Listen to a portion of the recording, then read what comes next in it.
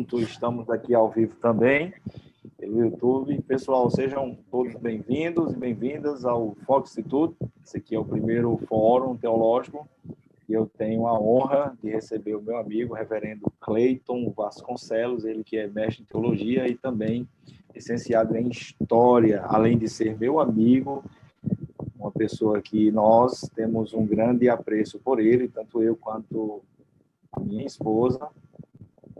Então, eu já quero deixá-lo bastante à vontade.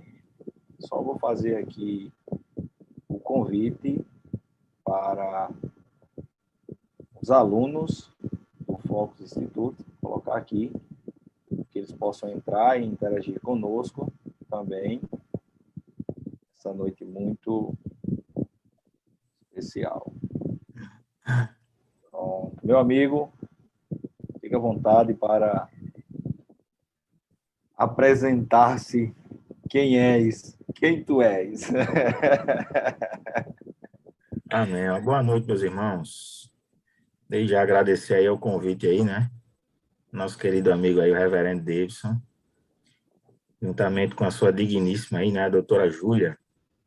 Então, muito obrigado aí pelo convite para estar com vocês aí no fórum, né?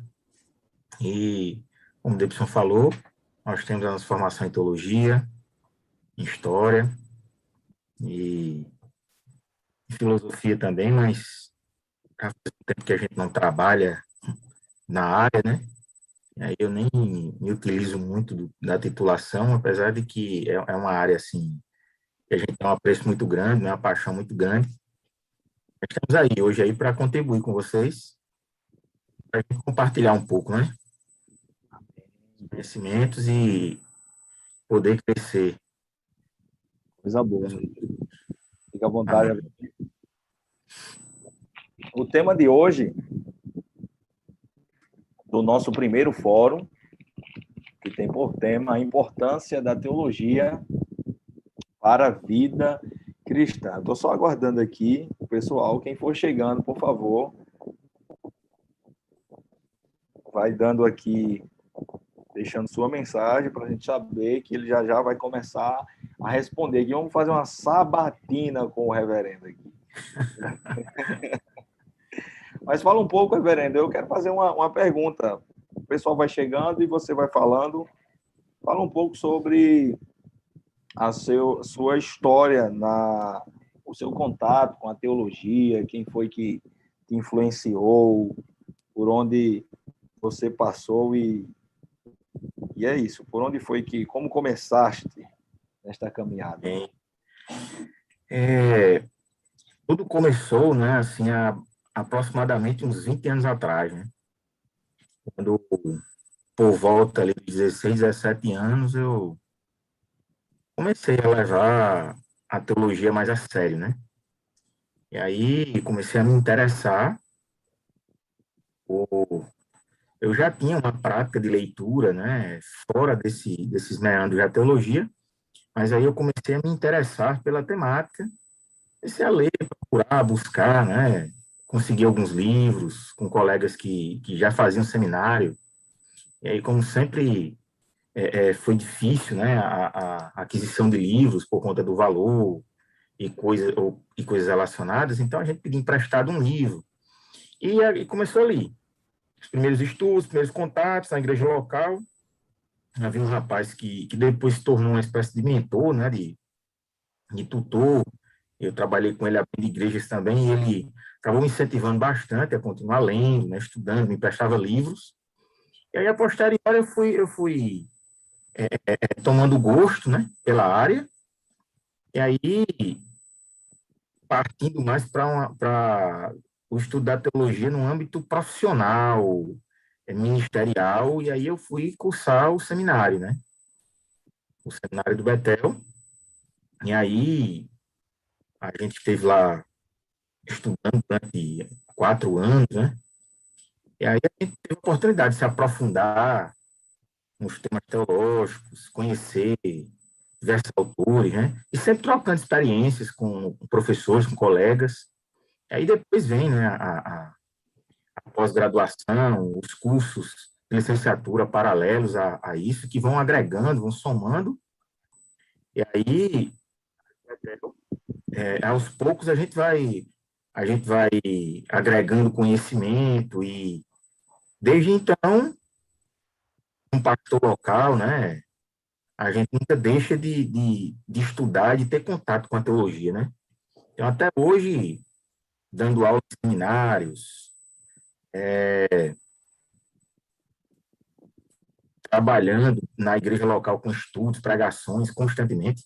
Então, desde os 16, 17 anos, né, já faz aproximadamente 20 anos aí que nós estamos estudando ininterruptamente a teologia, né? Incansavelmente aí. Coisa boa. E os autores mais recentes, de modo que a gente vem aprendendo, né, cada dia um pouco mais com eles. Coisa boa, reverendo. Como o pessoal está chegando aí, já está conosco aí, Juliana, Rebeca, que é da turma de Teologia Sistemática, juntamente com Tomezinho, Tomé Júnior, boa noite, sejam bem-vindas, em nome de Jesus. O reverendo Cleito Vasconcelos está contando um pouco da sua trajetória. Aguardar mais um pouco, enquanto o pessoal vai chegando. Mas quem foi que mais lhe influenciou teologicamente? Nessa caminhada de 20 anos, a gente não pode dizer só um, né, velho? A gente peca se disser que foi só um que influenciou. Mas quem foi o autor nesse nosso início aqui? Mais uma troca de informações. Então, eu estou fazendo aqui, pessoal, e aí ele vai lembrar. O reverendo, ele tem uma participação na minha formação teológica muito importante, além de ter sido pela graça de Deus, meu professor, né, de exegese, estava até conversando com ele hoje. Ele nos levava como aluno, Tomé e Juliano, eu fiz isso, tá, reverendo? O discípulo vai fazendo discípulo, né? Ele levava a gente, sabe para onde, irmãos? Ele levava para o Gênesis, capítulo 1 e 2. Você diz, onde é que é isso? Era para a livraria. Só que quando a gente saía da livraria, era Gênesis 3, era a queda, para poder pagar toda aquela.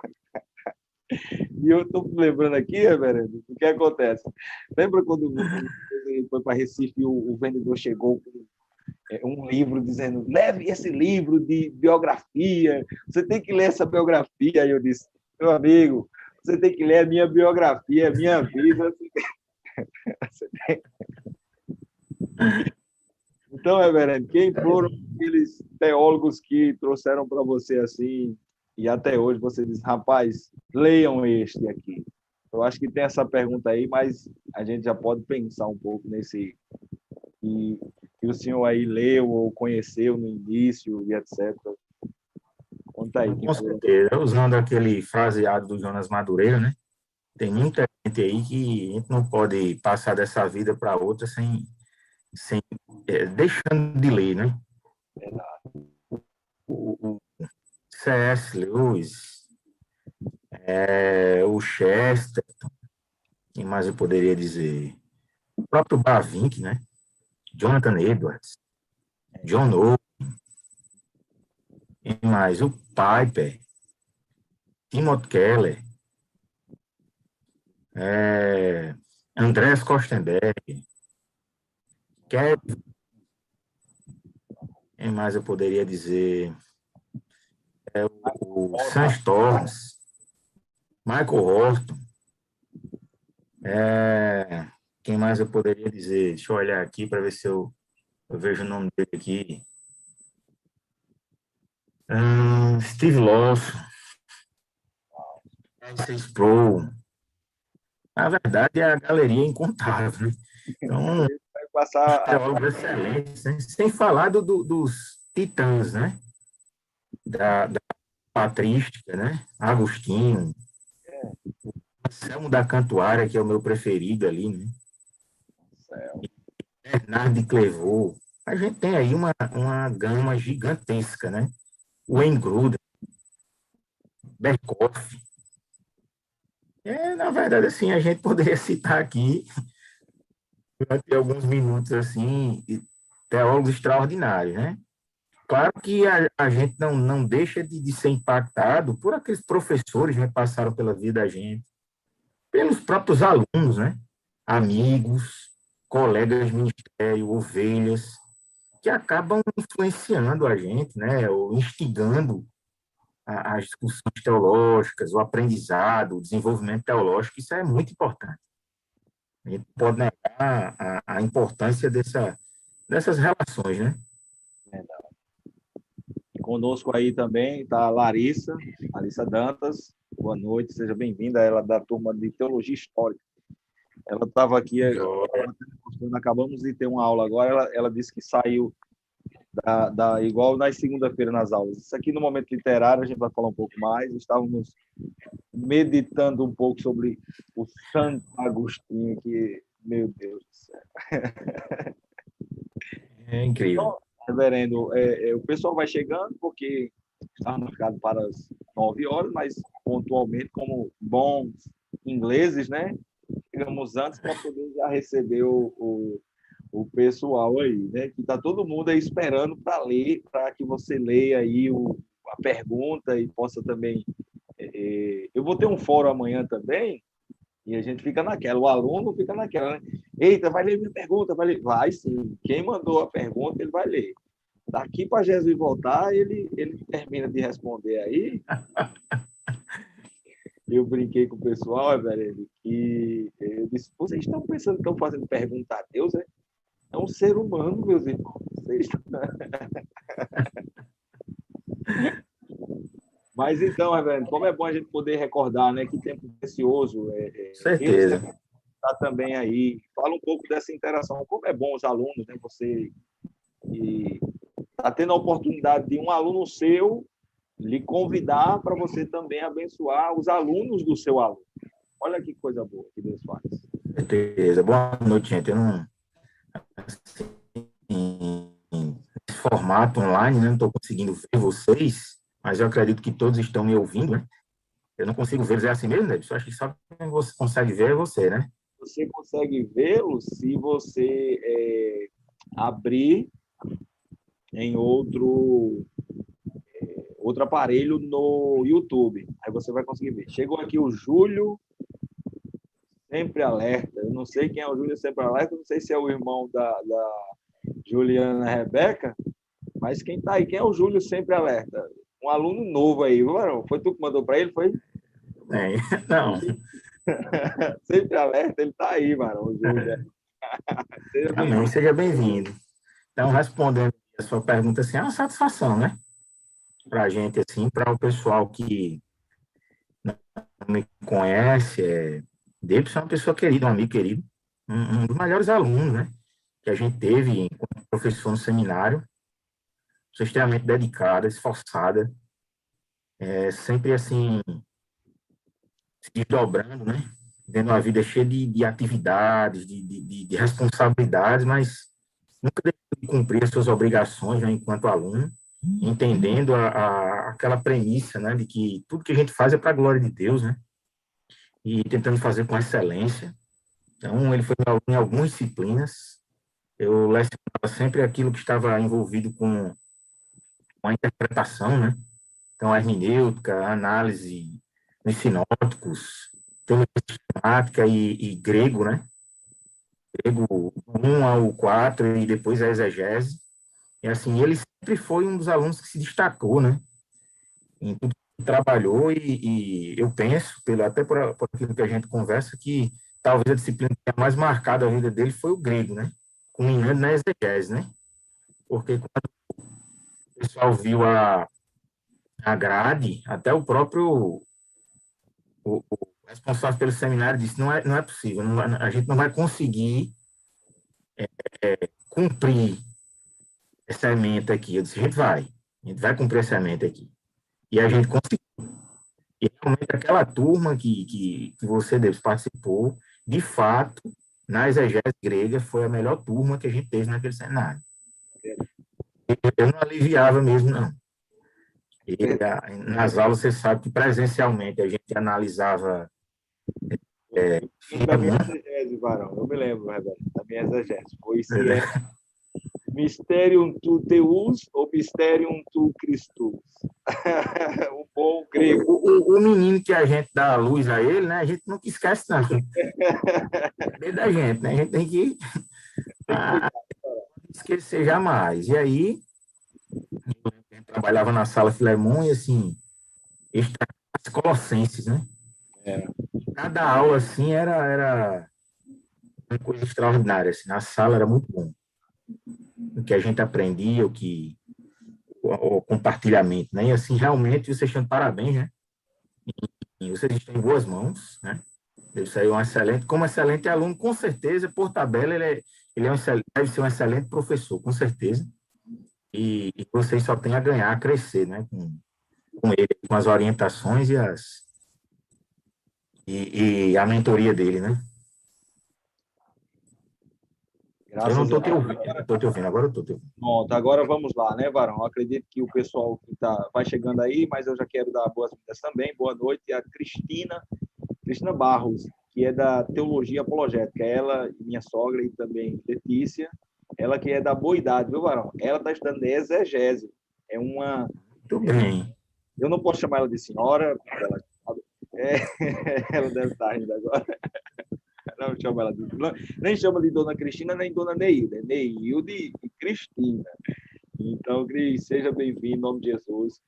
Viviane também está aqui conosco, que é a esposa do Tomé, que ela é da Teologia Sistemática. Eles estão pegando uma coisinha leve, vão ter que estudar a igreja e o Estado. Qual é a relação da igreja e o Estado? Vou pegar só essa brincadeirinha. Quem também, Varão, olha que coisa boa, né?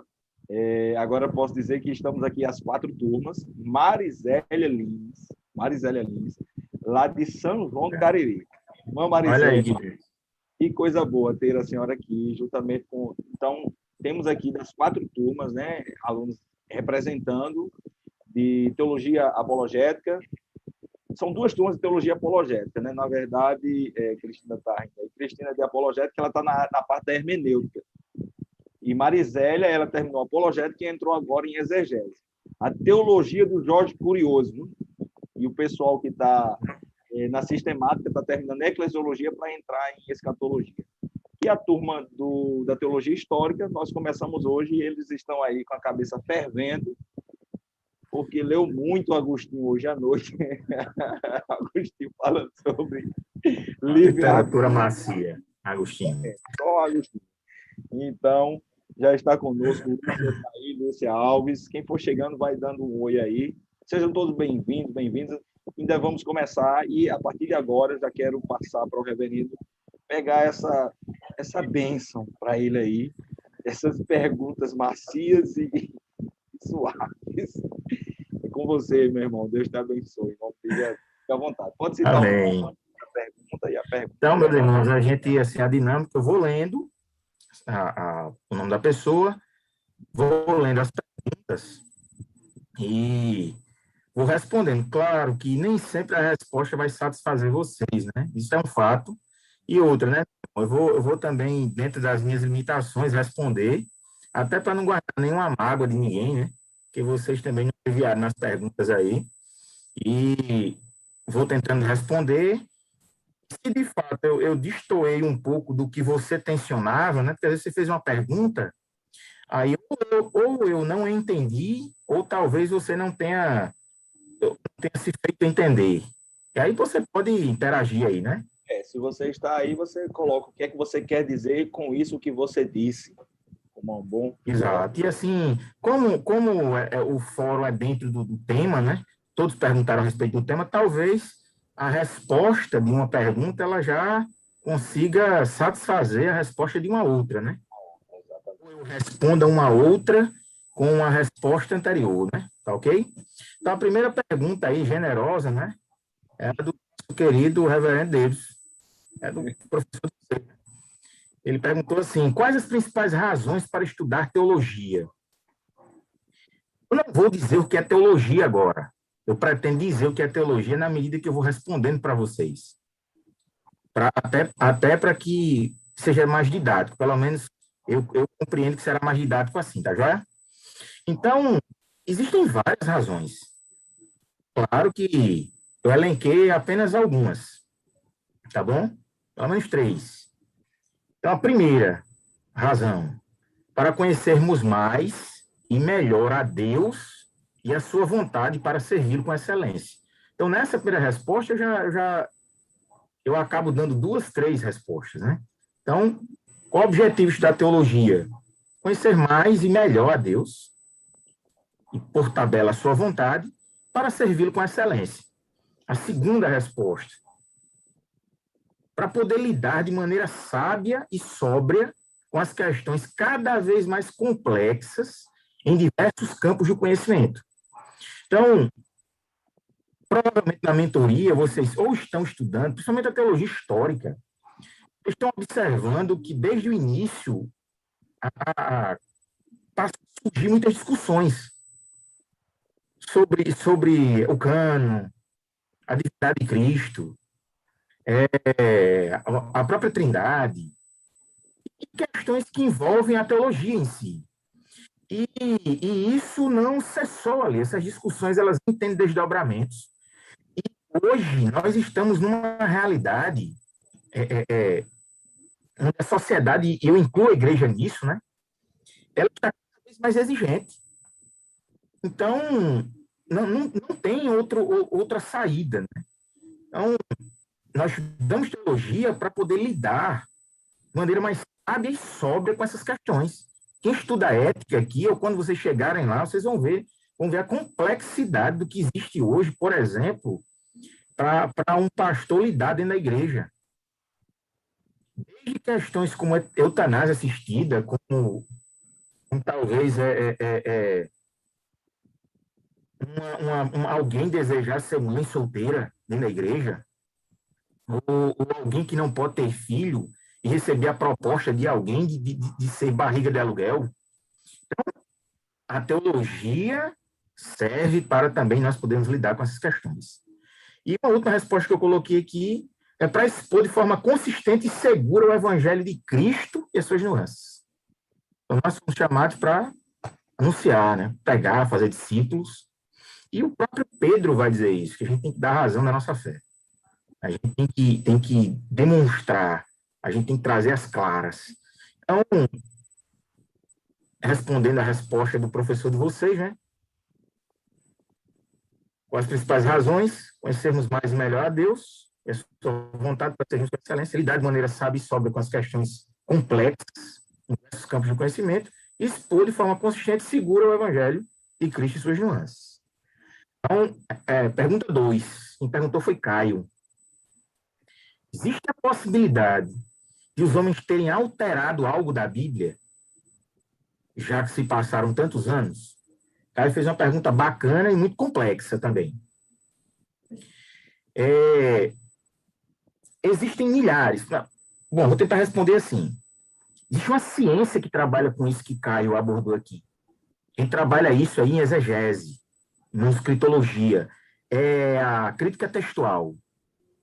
Então, a crítica textual ela vai trabalhar essa discussão. É possível remontar o texto primeiro, o que a gente chama de autógrafo? Porque nós não temos nenhum autógrafo, nenhum texto original a punho dos discípulos, de um apóstolo ou de Lucas. Não temos. O que temos é cópia da cópia, da cópia, da cópia, da cópia. O que temos é isso. E aí, a pergunta de Caio, eu entendo dentro desses meandros. Nessas cópias, das cópias, houve a possibilidade de alguém ter alterado? Sim. Em um certo sentido, sim. Houveram alterações. Aí talvez agora isso gere um certo escândalo. Como assim? Houveram alterações agora. Não alterações suficientes para descaracterizar a Bíblia como texto confiável, infalível. Suficiente. Porque houveram muitas cópias. Para você ter ideia, só de cópias de manuscritos gregos, nós temos mais de 5.000. Nós temos ali, talvez, beirando as 6.000 cópias. Além das cópias latinas, além das cópias em cópita, que é uma nuance de um idioma sírio.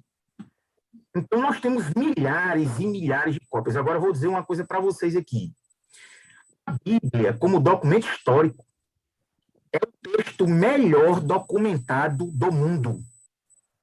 Não existe texto antigo mais confiável que a Bíblia Sagrada. Não existe texto mais confiável no mundo que o Novo Testamento. Pra você ter ideia, no Novo Testamento, só de manuscritos nós temos aproximadamente 25 mil cópias. O segundo texto que teria mais cópias nesse universo da antiguidade é a Ilíada de Homero, e existe aproximadamente 613, se eu não estou enganado, 614 ali, cópias. Olha que disparidade gigantesca. Você tem ideia, os textos de César, de Platão, de Aristóteles. E aí eu pergunto, alguém questiona a veracidade da existência dessas pessoas? Alguém questiona que Platão tem existido? Que Aristóteles tem existido? Alguém questiona que Plínio o Jovem tem existido? Que Sófocles tem existido? Ninguém questiona. Mas é interessante como se questiona a veracidade da Bíblia. Você tem ideia? Existem diferenças. Você tem ideia? É tão complexo isso. As diferenças é mais ou menos assim. Você pega um manuscrito grego, e aí existe lá uma palavra, Jesus, Filho de Deus. E aí, num outro manuscrito, no lugar de Jesus, existe Senhor, Filho de Deus. O fato é que quando você... É possível fazer, porque nós temos milhares de cópias. Quando você coloca essas cópias uma ao lado da outra, é possível, sem sombra de dúvidas, você conseguir remontar ao texto mais próximo do que foi feito pelo punho do autor, que é o que a gente chama de autógrafo. Para você pensar um pouco, se nós queimássemos todos os manuscritos, que saiu a minha imagem, se nós queimássemos todos os manuscritos... Voltou, saiu, voltou. Se nós queimássemos todos os manuscritos, todos os papiros, ainda seria possível remontar todo o texto do Novo Testamento só pelo que os pais da igreja escreveram. Você tem ideia? Existem mais de 36 mil citações do Novo Testamento só no escrito dos pais da igreja. Então, é possível, por tudo que eles escreveram, e sempre num texto que eles escreviam, eles copiavam a punho capítulos, livros inteiros do Novo Testamento. Então, ou seja, eu me demorei um pouco nessa questão, porque é uma questão realmente mais complexa, mas gosta, né? não podemos negar a diferença dos manuscritos, mas nós podemos remontar, por intermédio da averiguação dos milhares de manuscritos, os autógrafos originais. É isso que a crítica textual faz. Tá bom? Então, cara, existem essas diferenças, mas não suficientes para denegrir eu poderia dizer, a pureza, a veracidade do texto. Ok? Então, vamos seguir. Pergunta 3. Pastor Silvio pergunta aí. Apesar de Deus ser infinito... Perdão. Ele está aí. Oi? O pastor Silvio está aí conosco. Ele é lá de Cabaceiras. E ele também... Joia demais. Prazerzão, pastor. O Silvio está aí conosco. Da igreja... Prazerzão. Da Missão Cariri. Está aí conosco. Seja bem-vindo, em nome de Jesus. Quem também chegou foi Caio. Seja bem-vindo, Caio, em nome de Jesus. Está ouvindo aí você responde. Joia. Pastor Silvio aí. Pastor Silvio. Apesar de Deus ser infinito e seus pensamentos serem mais altos que os nossos, ele garante em toda a Bíblia, se chegarmos a ele, ele se chegará a nós. Se buscarmos, ele se deixará achar. A teologia existe para que conheçamos mais de Deus. Inspirados por essas promessas que ele se deixa compreender? Sim. Eu diria que sim, mas a teologia existe, como a gente já viu, para que conheçamos mais e melhor a Deus. Essa linguagem que o reverendo Silvio colocou aí é uma linguagem que na teologia é, a, a gente usa um termo técnico, né? Mas isso é uma forma do autor ele tornar compreensível a nós, né? A, a, a pessoa de Deus. Porque, claro, Deus, em sua infinitude, em sua majestade, ele é incompreensível. Imaginou como compreenderíamos um ser que não tem corpo? Como compreenderíamos que ele nos ouve? Como compreenderíamos que ele nos vê?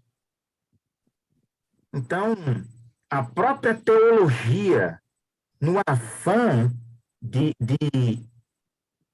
explicá-lo, né? Ou de tentar, pelo menos, né?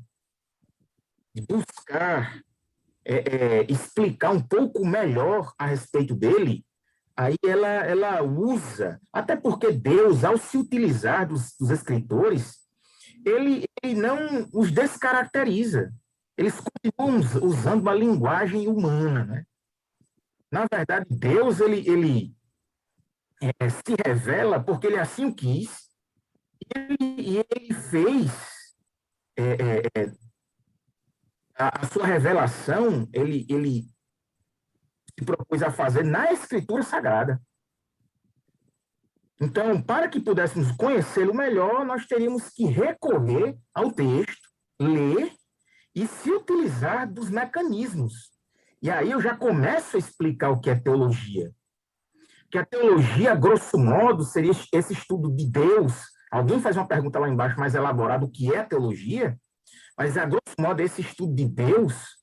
Mas a teologia é esse mecanismo, ou esses mecanismos que vão nos auxiliando a compreender a Deus e a sua vontade. Tá ok? Então, vamos adiante. Caio novamente aí, me colocando contra a parede, né? Tá. Então, Caio pergunta, Jesus é Deus, mas como conciliar a eternidade dele com o fato dele ter sido gerado pelo Pai? Caio, essa sua pergunta é interessante. Pergunta a Deus, ele tá. Pela teologia histórica, né? Essa discussão, a discussão lá, né, do quarto século lá, né, que vai desembocar na exclusão, né, do ário, com o surgimento do arianismo, porque Jesus, ele é o quê? Ele é Deus ou ele é uma criação de Deus? Quem é Jesus? E aí surge essa discussão, né? Eu acredito que você, ao citar esse texto, está citando Hebreus, né? Quando diz que ele foi gerado, no capítulo 1, que ele foi gerado. Interessante que nós não vamos fazer nenhuma exegese aqui não, viu, Caio? Mas depois você pode pegar seu professor aí, viu? Foi o texto dele, Varão, de análise. Foi o texto Pronto, dele. então, Caio, ele na verdade já quis me colocar contra a parede. Mesmo sem tempo para fazer a exegese, mas quando em Hebreus, como eu já preguei nesse livro, já dei estudos nesse livro, eu lembro, né? Eu lembro desse momento maravilhoso, né? Depois de passar horas sem dormir para entender os textos de Hebreus, mas quando ele se reporta a gerado aqui, ele não está se reportando a Cristo como coisa criada, como obra criada. E por tabela a gente pode utilizar-se de Colossenses, né? Ele fala que ele é o primogênito. Ali ele não faz relação a Cristo como alguém criado. Ele está se reportando a funções, a papéis. E aqui, na verdade, há uma unanimidade entre os estudiosos que essa expressão de Paulo, essa expressão do autor aos Hebreus de Paulo não, né? Porque Paulo corrobora essa expressão lá em Atos dos Apóstolos, em Romanos, quando ele fala de Cristo como alguém gerado. Isso é uma metáfora, na verdade, para falar sobre o reinado, a coroação, a exaltação de Cristo. Quando ele fala de Cristo como filho gerado, o autor aos Hebreus ele está abordando Cristo em seu novo estágio, né, de Messias coroado. E não como alguém que foi criado, né? Alguém que teve origem. Então, os teólogos, né, lá no concílio de Nicéia, né, eles vão chegar a essa conclusão também, né, a ponto no próprio credo niceno, né, ele depois do primeiro parágrafo, até anotei um pedaço do credo niceno, ele depois de dizer que crê em Deus, Pai, né, eles vão dizer assim: cremos também em um só Senhor Jesus Cristo, gerado pelo Pai, antes de todos os séculos, luz da luz, verdadeiro Deus, de verdadeiro Deus, gerado, não criado, de uma só substância com o Pai. Então, tem uma pergunta sobre a Trindade, e a gente vai tentar piorar isso quando for abordar essa pergunta sobre a Trindade, né? Porque é um negócio mais complexo. Estou aqui, reverendo, graças a Deus, está aqui. Eu não vou dizer que é a dona Neilde, não pode, né? Tá Neilde, minha sogra. Tá aí, Cristina. Tá aí, ó. Sejam bem-vindos. Graças a Deus. O fato é, honestamente, o fato é que é impossível nós entendermos aquilo que está além da nossa natureza. Sabe por quê? Porque nós estamos lidando aqui com conceitos que para nós são inalcançáveis. Lidando aqui com o conceito de eternidade, né? E como a gente não compartilha dessa mesma realidade, isso nos impõe uma grande limitação. Então, nós aceitamos conceitos como este, né? É possível ver isto na Escritura, mas nós não sabemos os meandros, os pormenores, como isso se dá. Há um teor de complexidade que vai muito além da nossa capacidade finita de compreender isso. Seria impossível racionalizar isso daqui. Isso está além daquilo que é físico, daquilo que é matéria, né? Mas vamos lá. Neilde. Olha aí. Pergunta, né? Como a teologia nos direciona para honrar pai e mãe nesta geração? Interessante essa observação nesta geração. Porque, olha só, qual é a minha compreensão? Quando a gente vai utilizar os nossos mecanismos interpretativos, né? Isso é teologia, e vamos ler, por exemplo, o mandamento que nos manda honrar o pai e a mãe, lá naquele contexto judaico, está pressuposto ali que aqueles pais pertencem à aliança. Então, honrar pai e mãe naquele escopo ali seria caminhar com os mesmos sob a aliança. Então, nós temos uma realidade onde o mandamento ele trabalha dentro deste fundamento. Quando ele diz honra seu pai e sua mãe, é pressuposto ali que aquele pai e aquela mãe são hebreus e eles, portanto, são parte do pacto, do povo do pacto. Quando Neilde faz a pergunta de forma muito perspicaz, ela diz: uma teologia nos direciona para honrar pai e mãe nesta geração. Eu penso que, na hora de aplicar isso, que Paulo vai reforçar já numa outra realidade em Efésios, mas ele não deixa de se utilizar do texto judaico, eu penso que já há uma possibilidade, não de interpretação, porque a interpretação ela é única, mas de aplicação muito maior. Até porque não se está mais no regime teocrático, então nem todas as famílias estão enquadradas como sendo famílias da aliança. Então, o que fazer agora? Então, quando você olha lá a expressão honrar, aquela palavra no hebraico honrar, faz referência a pesar, medir, alguma coisa dessa natureza, assim. E uma das aplicações possíveis ali é que nós honramos pai e mãe quando a vida deles nos serve de avaliação para que nós possamos melhorá-los em nós. Eu vou tentar ajudar, não sei se vou piorar, mas eu vou tentar ajudar. Por exemplo, há muito essa crise. O que fazer com um pai e uma mãe que me ridiculariza, zomba de mim? Vou citar um exemplo mais grotesco.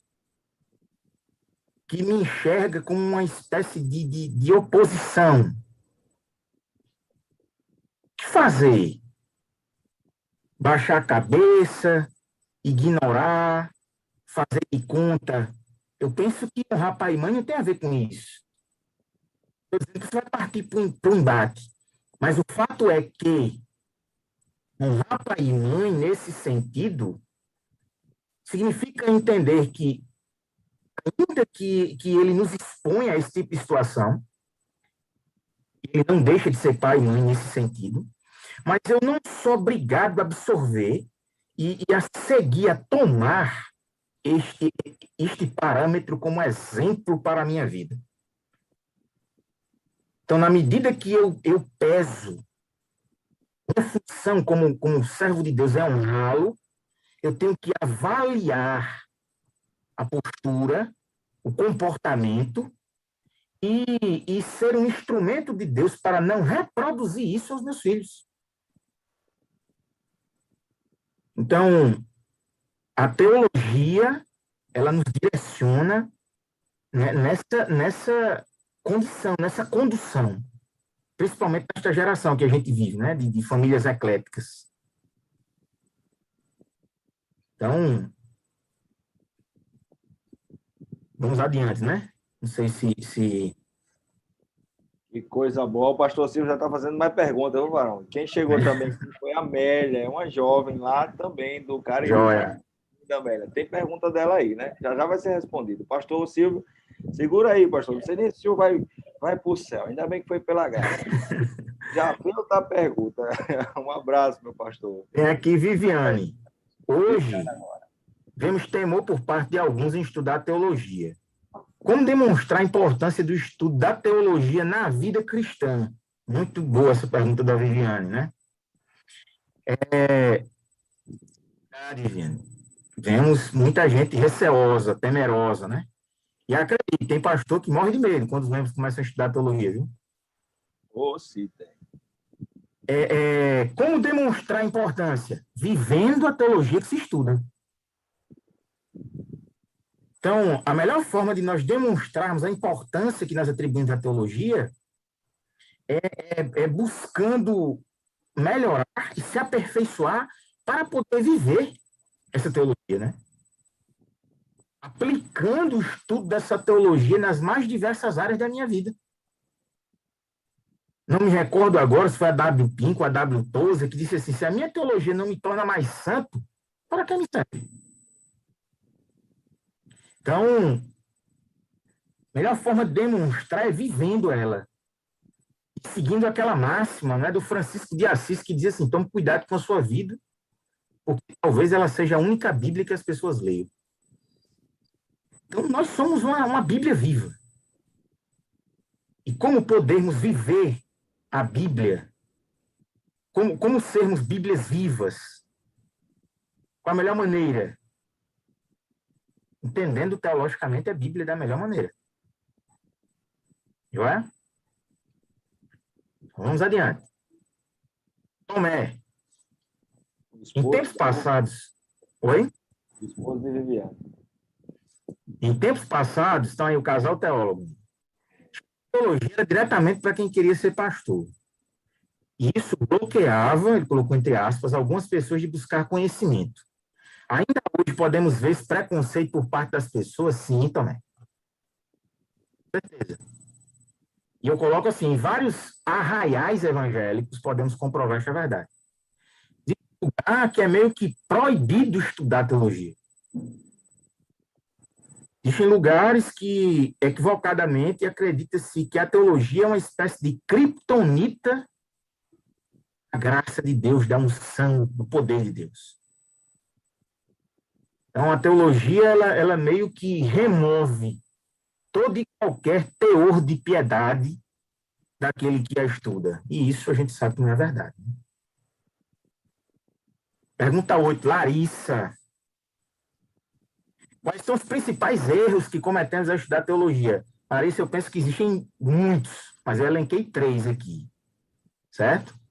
Primeiro deles, estabelecer uma dicotomia entre ortodoxia e ortopraxia, é o que eu disse agorinha, né?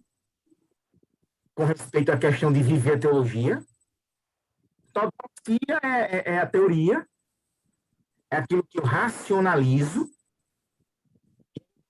Ortopraxia é aquilo que eu vivo, que eu evidencio da teologia que eu compreendo.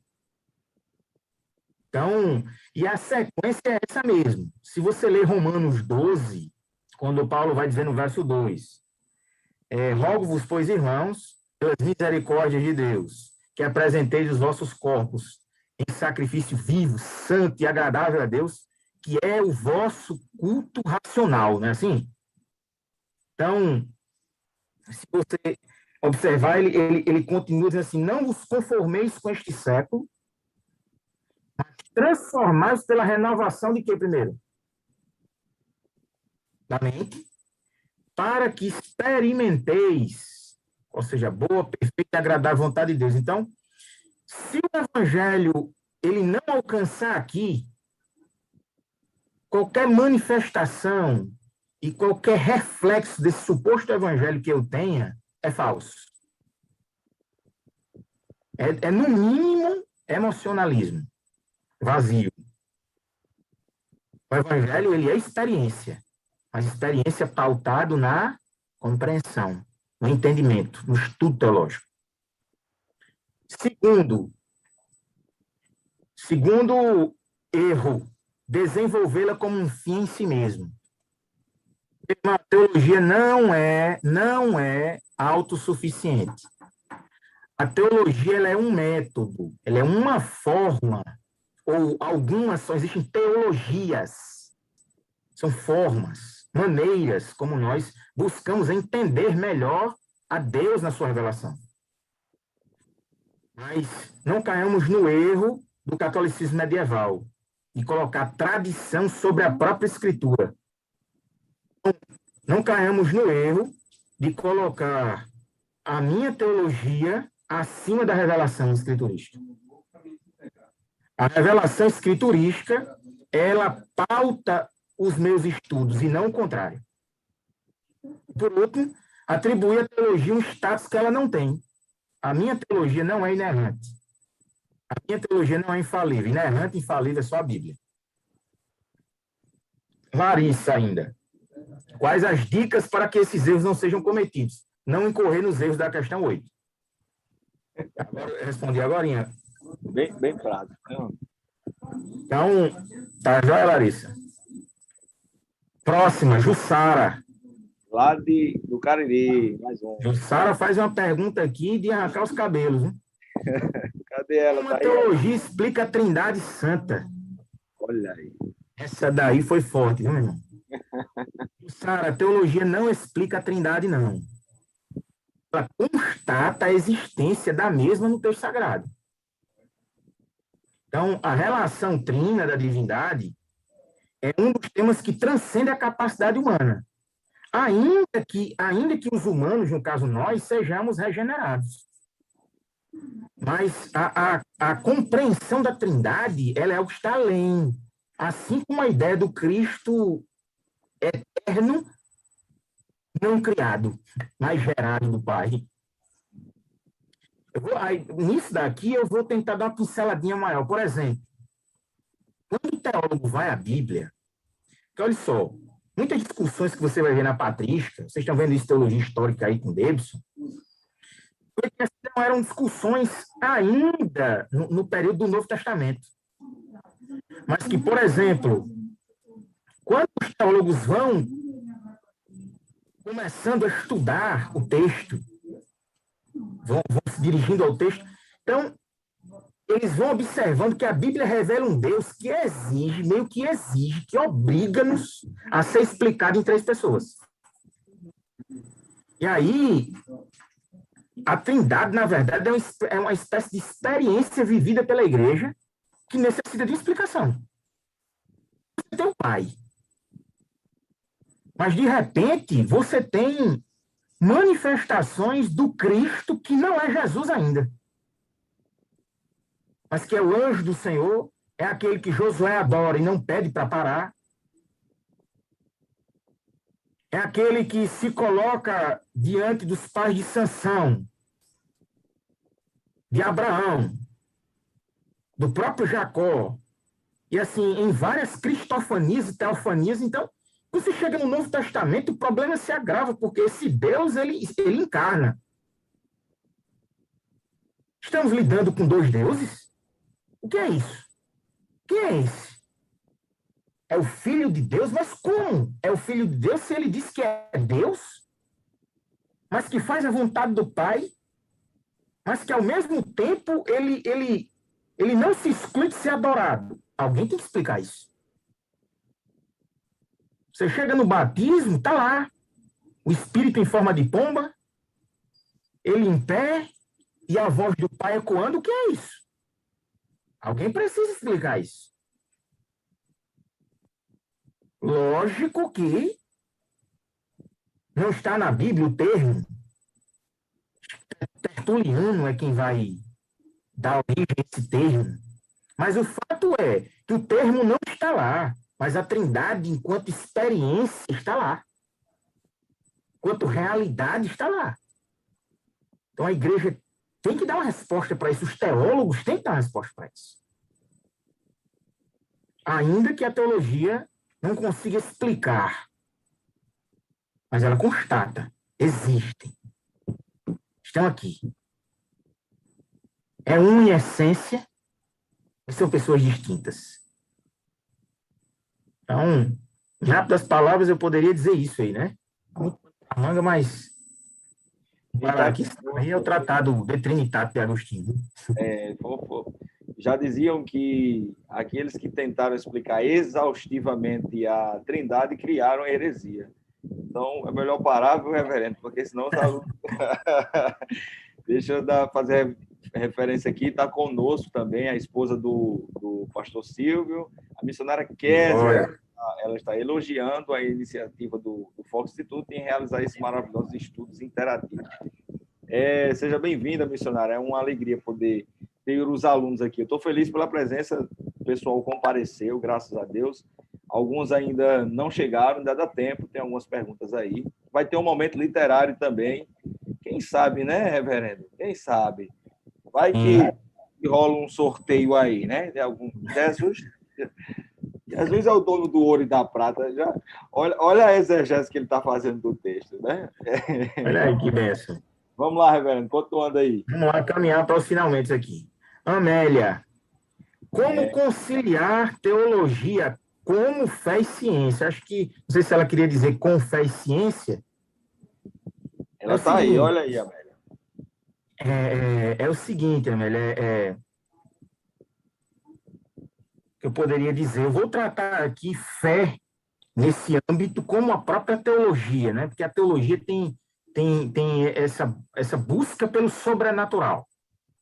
Então, seria ciência, na verdade. Ciência seria tem vários conceitos, mas seria uma espécie de sistema de conhecimentos, né?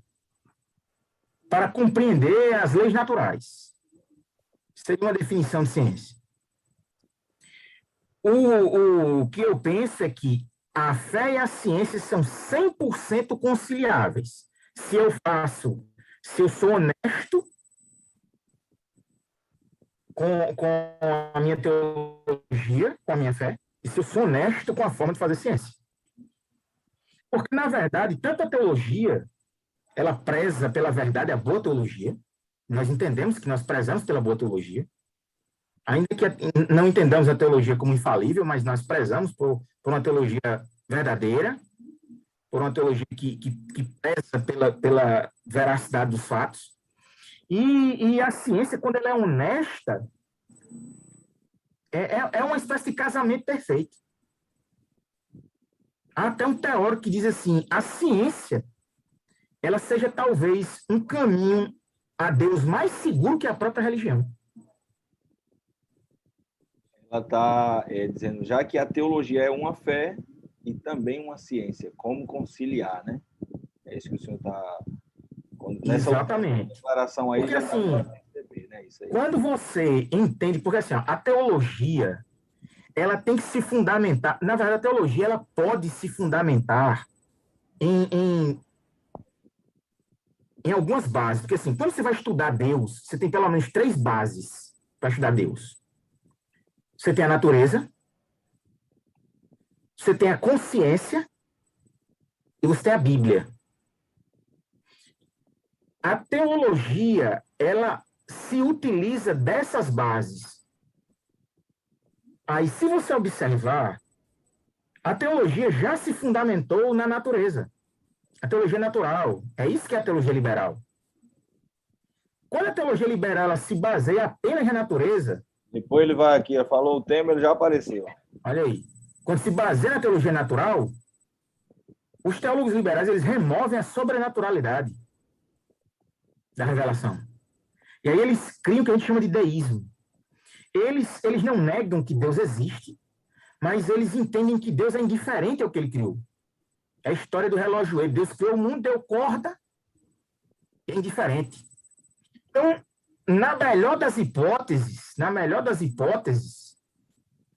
o que é que você cria estudando assim a teologia natural? Você cria no máximo um deísmo, um liberalismo teológico. Como dizia Rudolf Bultmann Schleiermacher, você para ler o Novo Testamento, você remove o mito, você desmitologiza o texto e deixa só o que é natural. Ou seja, você desconfigura, você faz da Bíblia um Frankenstein. Você pode também fundamentar sua teologia na consciência. E aí você faz dela uma teologia subjetiva. Uma teologia psicologizada. E isso é muito feito hoje. A teologia coaching é fundamentada nisso. Qual é o ideal para se fazer teologia? Se utilizar a Escritura Sagrada. O ideal é ter como base para fazer teologia a própria revelação de Deus na Escritura. De Gênesis a Apocalipse, o que a gente tem na Bíblia é Deus se revelando. E essa revelação, ela vai se desdobrando por intermédio de vários temas. E qual é o papel da teologia? O que é a teologia? É você organizar esses temas e esses tópicos, tornando eles compreensíveis e didáticos.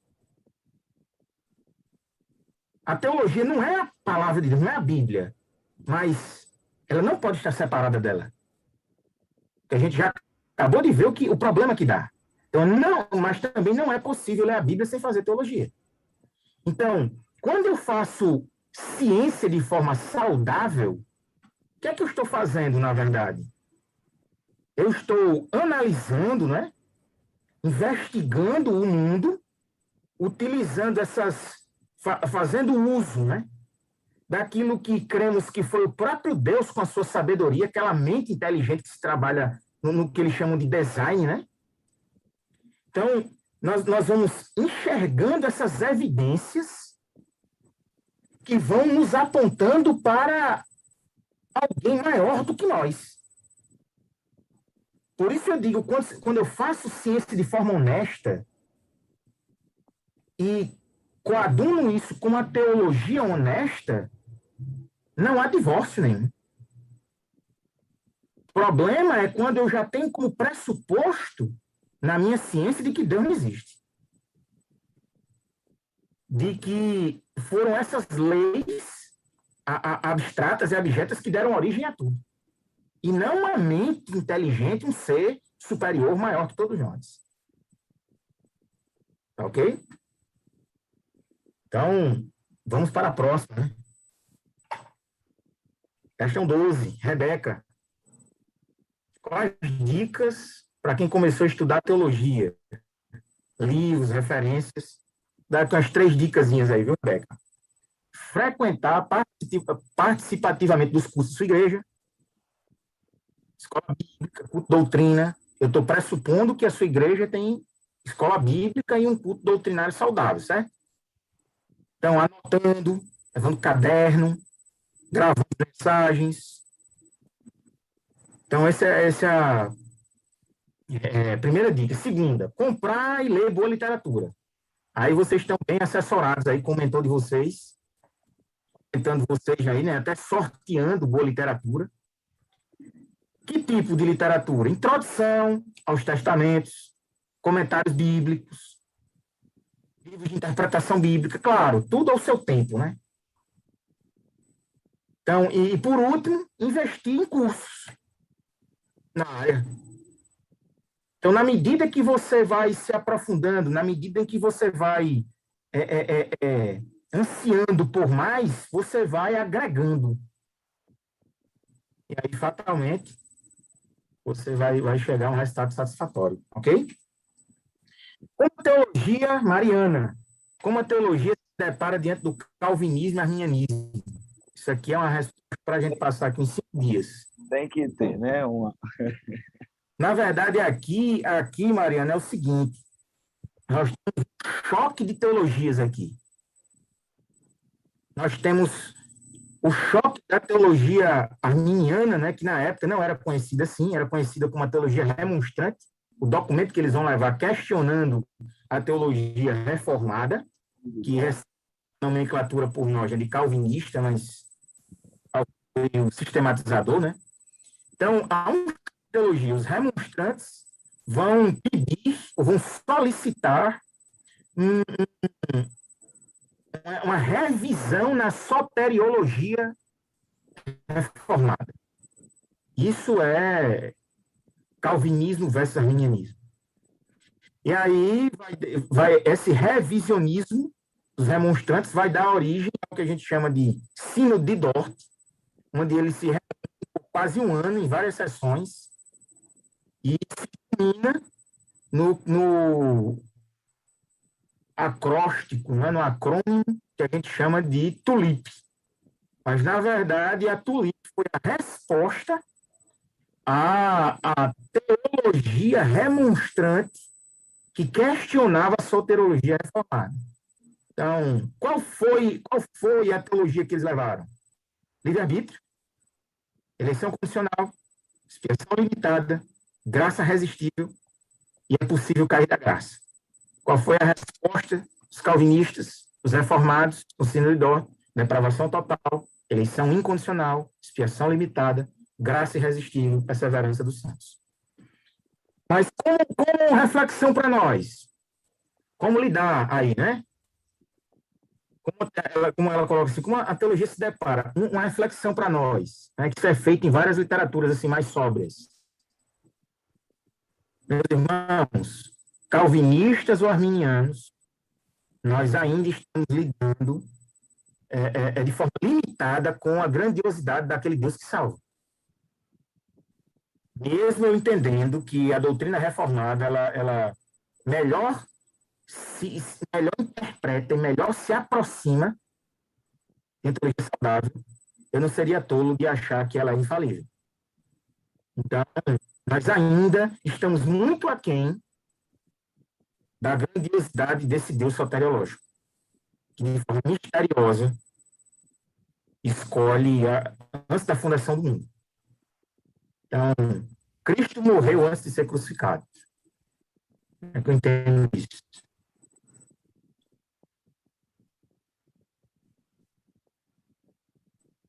Ainda que eu compreenda que é importante manter uma posição teológica, né? Mas nunca esquecer que ela não é infalível. Né? Então, só lembrar disso aí. Outra coisa importante, meus irmãos, nós temos que prezar pela comunhão, não é porque o cara é arminiano, ou porque não pensa igual a mim, que ele é menos filho de Deus que eu. Certo? Os arminianos vão para o céu? Lógico. Leia o sermão de John Wesley na morte de George Whitefield. Certa feita perguntaram a George Whitefield, será que, lembrando que Whitefield era reformado e Wesley era arminiano, e disseram assim, você acha que verá Wesley no céu? Ele disse, não. porque está tão perto do trono de Deus que eu não serei capaz de enxergar. Então, vamos deixar dessa bobagem e achar que porque alguém não pensa igual a mim, estamos falando de pessoas que creem que Cristo morreu por eles, meus irmãos. Pessoas que creem que Cristo é o Filho de Deus. Pessoas que creem na Trindade, que creem na Bíblia como revelação última e infalível. Ainda que em algumas nuances eles discordem de nós, para quem é arminiano, para quem é reformado, mas isso não muda nada. Ok? 14. Caio, novamente.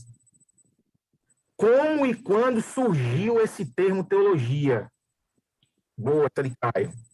Termo teologia, Caio, surgiu na filosofia. Certo?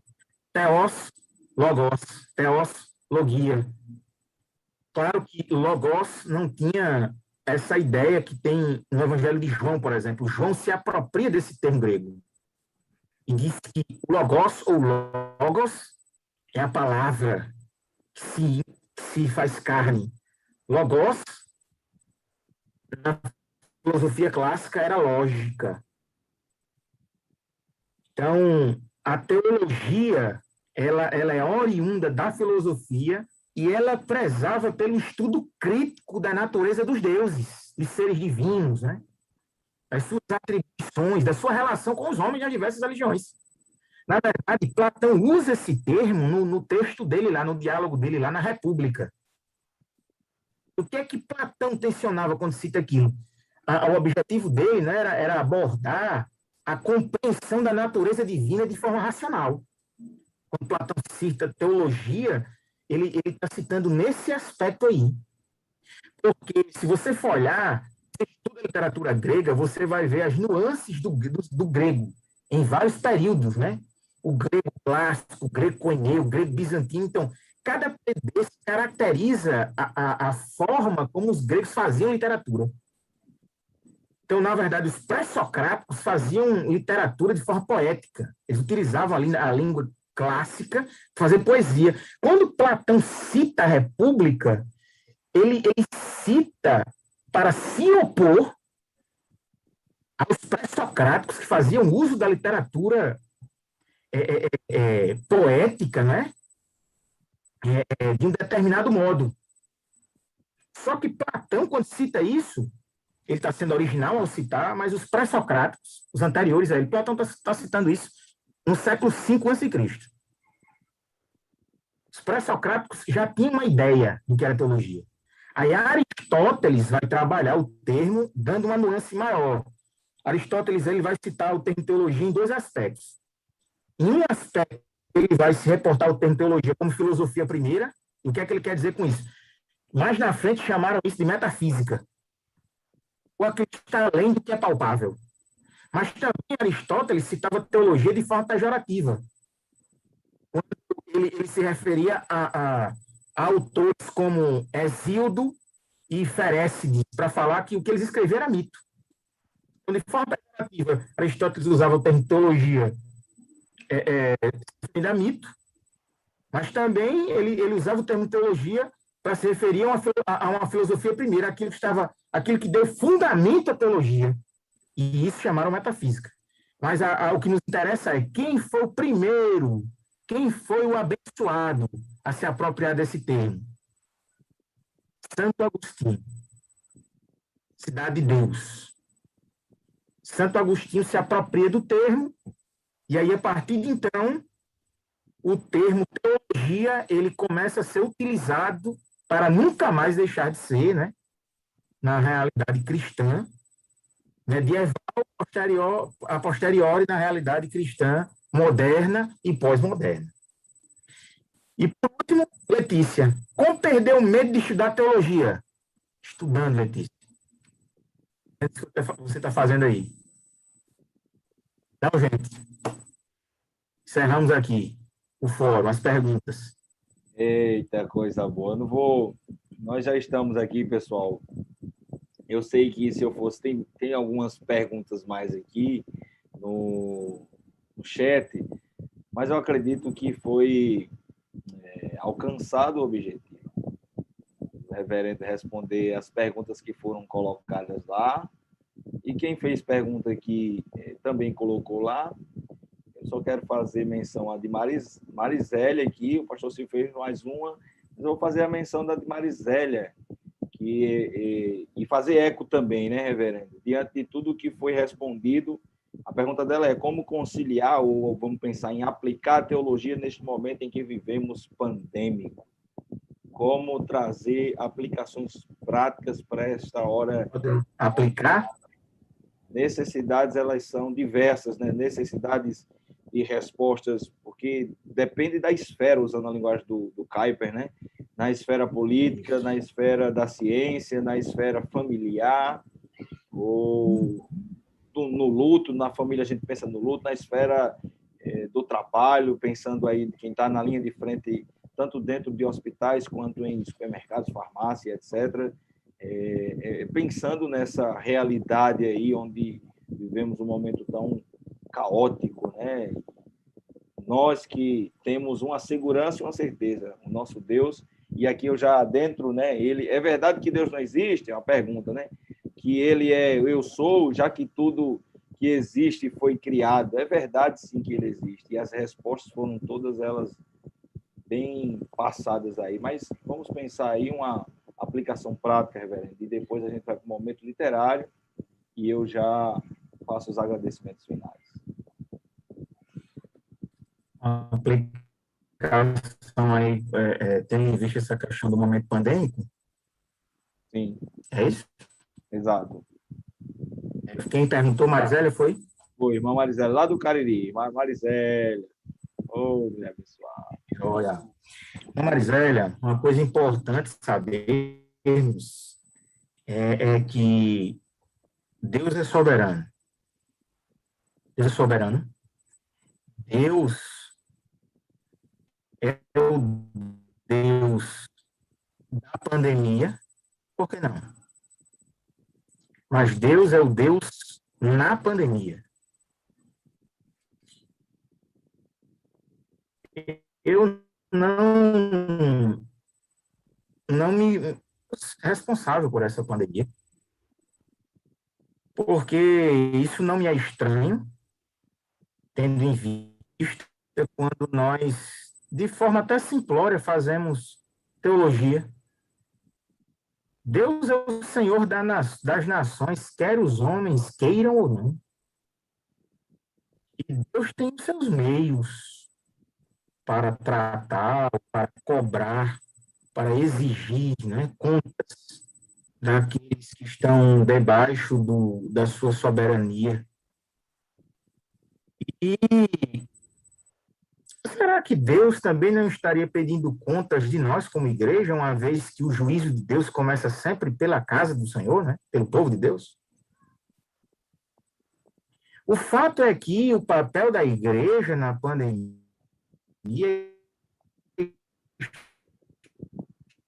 está na linha de frente mesmo. Por mais difícil que seja esse problema, escassez, dificuldades, mas os cristãos têm que estar na linha de frente. Lembra das palavras de Jesus aos discípulos? Claro, em outro contexto, não pandêmico, mas ele diz, não temam os homens. Eu adaptaria isso para esse momento. Não temam o vírus. Não estou mandando ninguém sair pegar coronavírus, não. O que eu estou dizendo é que o nosso temor seja maior ao Senhor, que tem o domínio sobre todas as coisas. E ele continua sendo o nosso Senhor também na pandemia. Ele nos sustenta. Ele tem nos sustentado até agora. Ele tem guardado dentro do seu propósito soberano, ele tem nos guardado e guardado os nossos. Aí aqueles que partiram, Senhor, e aqueles que partiram, pastor, Salmo 116, preciosa aos olhos do Senhor a morte dos santos. Lembra do que Paulo disse? Eu estou em dúvida. Não sei se eu fico aqui ou eu vou. Porque, para mim, é uma dúvida gigante. Porque estando aqui, eu me alegro estando com os irmãos, mas partindo, eu estarei com o Senhor. Né? Então, meus irmãos, por mais que os momentos, os dias sejam cinzentos, mas a nossa convicção deve permanecer inabalável. Então, não esqueça do que Pedro disse. Toda a carne é como a erva, toda a glória é como a flor da erva. A erva seca, a flor, mas a palavra do Senhor permanece para sempre, permanece eterna. Glória a Deus. Ela já está falando em Os que língua. confiam no Senhor, os que confiam no Senhor são como o Monte Sião. Eles não se abalam. Não estou dizendo que a gente não tenha medo, não tem medo, nós somos homens. Estou dizendo é que Deus é o nosso socorro, Deus é o nosso refúgio, é o nosso abrigo. Então, independente do contexto que a gente vive, Deus é soberano. Ainda que a gente esteja agora como Abacuque, né? Senhor, e aí? Quais são as tuas respostas? Não caiamos na bobagem. Se a gente está fazendo teologia e está fazendo da forma certa, nem sempre quando Deus quebra o silêncio, significa dizer que nós nos satisfaremos com a sua voz. Quando Deus quebra o silêncio, a Abacuque fica em crise. E aí, ele chega ao ápice da maturidade, né? Depois de questionar, Deus, tu não faz nada? E o povo peca, tu é indiferente, aí Deus diz, meu amigo, eu vou fazer. E vai o quê? Se pronuncia, ele diz, eu vou usar os babilônios. Abacuque entra em crise, e aí qual é a resposta mais madura, que talvez seria a nossa? Eu vou ficar aqui na torre de vigia. Ou seja, eu vou me manter confiante, orando, que Deus é o Senhor absoluto do universo. Apocalipse 4 e 5. O trono está lá, o cordeiro ao lado. Quem foi que pegou o livro e abriu? Foi o filho, foi o cordeiro. Então, a história está em suas mãos. E acredite, irmãos, está em boas mãos. Amém, reverendo. Glória a Deus. Eu disse, na hora que você estava respondendo aí, que ela já está falando em línguas, né? A língua dá para ler aqui, é português, né? Ela tá dizendo, glória a Deus, verdade, amém. Quem chegou também aí, pessoal, esse fórum está sendo gravado e vai ficar aqui disponível para vocês também poderem acessar, aqueles que não conseguiram no horário devido aos compromissos, a gente entende, todavia, você vai poder rever, ter oportunidade de novamente ouvir as respostas, pausar. Vou deixar também o Instagram aqui para vocês poderem seguir o reverendo Cleiton. Eu vou colocar lá no grupo da igreja. Sigam ele, mandam um direct lá. Qualquer dúvida, vocês perguntam para ele. Se assim ele permitir, né, reverendo? Posso passar para os alunos? Eu me lembrei Pode sim, fica à vontade. Um amigo, Neymar, deu uma live, deu o número do Richard e ele perdeu o número, porque o reverendo não, ele não vai ser muitas mensagens, reverendo, também. Pessoal, foi muito bom, eu quero agradecer aqui ao nosso Deus por este momento tão precioso. Tomé também diz assim, muito boa a forma do reverendo Cleiton em nos responder de forma clara e objetiva, de fato, Tomézinho, ele foi, amém, meus irmãos, a gente já havia dito, né, pela graça de Deus, dos alunos, um dos professores que não foi só um professor, né? É um amigo, meu amigo também da Júlia, da minha esposa, nosso queridão aí, o reverendo Cleiton. E no momento literário, se ele tem algum livro aí, reverendo, você quer indicar algum livro? Eu vou indicar um livro, e eu pensei num livro aqui, para sortear.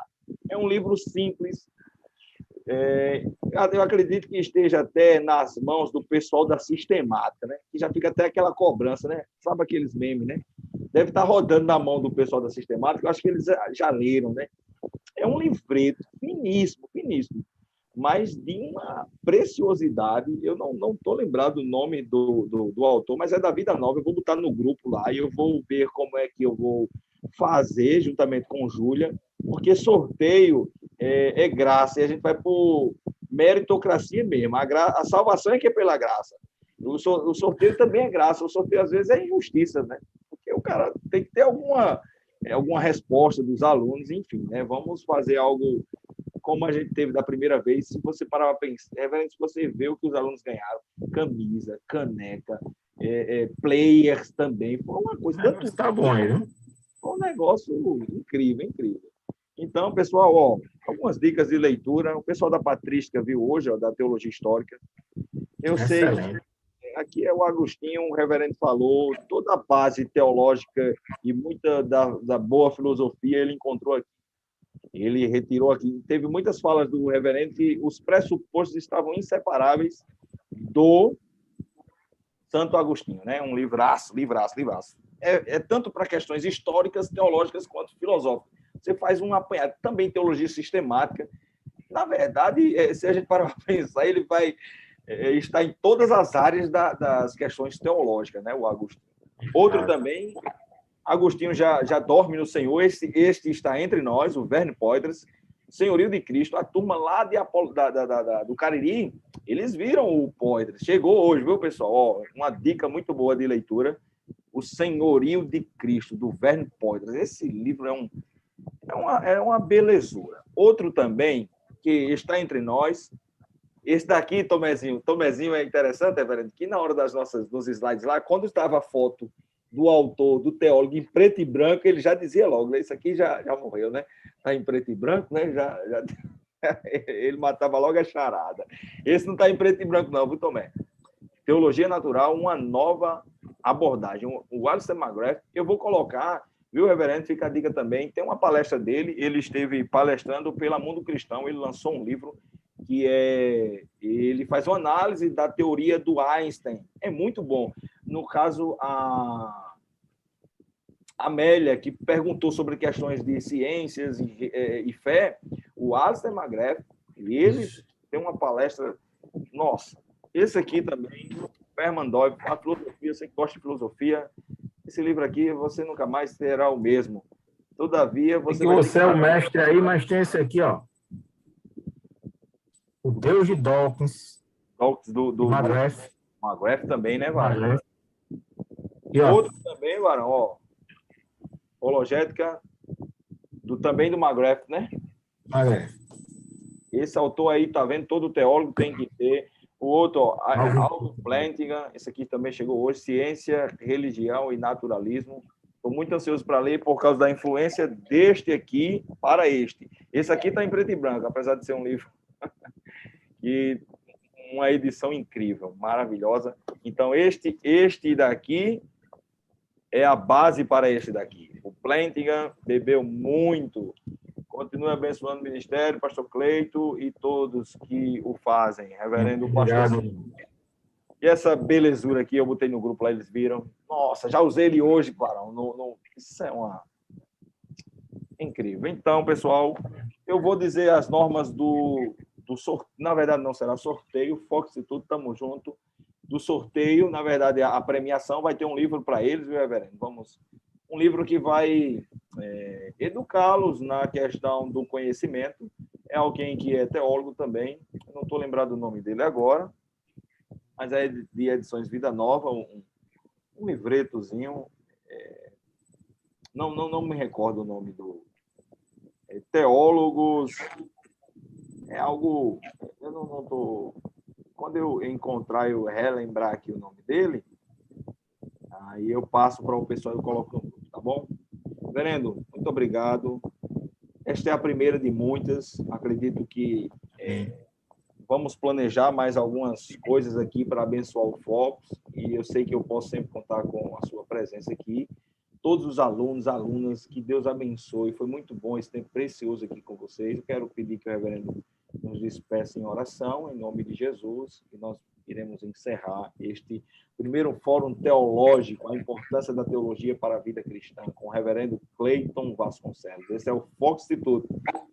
Deus abençoe. Amém. Obrigado, gente. Obrigado, reverendo aí. Obrigado, Júlia. Deus possa abençoar vocês, continuar abençoando, né? Vamos orar.